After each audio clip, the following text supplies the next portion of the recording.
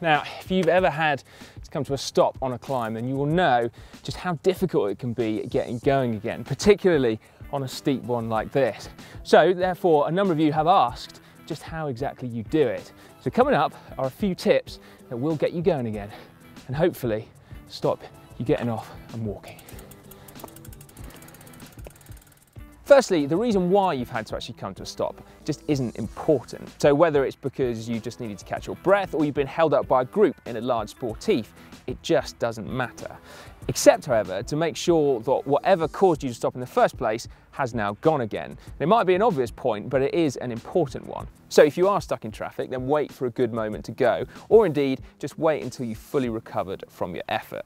Then, with a clear road ahead of us and some air in our lungs, we can actually concentrate on how we're going to get moving again.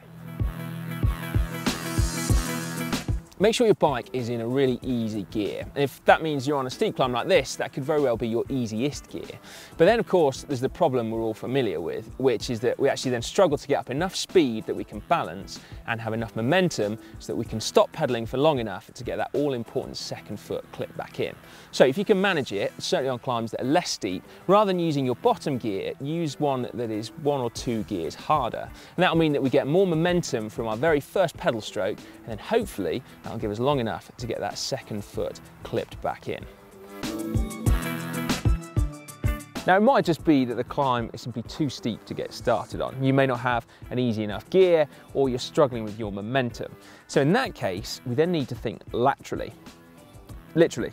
So if it's safe to do so, and that is a big if, then start by riding across the slope, meaning you can then pick up a little bit of speed, get both feet on the pedals before then turning back into the climb. You should start with your favoured leg in the 2 o'clock position so that you can put the greatest amount of force through the pedal. Then you should also try and keep your bum on the saddle. That way you're going to really help get that second foot on the pedal. On big mountain climbs like this one, which is the Passo Campolungo in the Dolomites, you will find hairpin bends or switchbacks galore. And so even if this isn't your day-to-day riding, it's worth remembering this point for if you're ever lucky enough to come out here. And that is that the gradient almost always eases around hairpin bends. So if you get to choose where you come to a stop on a climb, make sure it's at a place like this. Yeah, on the outside of a hairpin bend where hopefully you'll be able to get going again much easier and get clipped back in before the gradient kicks in again. Perhaps the best, and certainly the fail-safe method, is just to simply find something to hold on to. That way you can get both feet clipped into your pedals before you've even gone anywhere. Just make sure that you're in an easy enough gear so that you can actually turn the pedals after you let go, so that you don't therefore just end up stalling and having to unclip.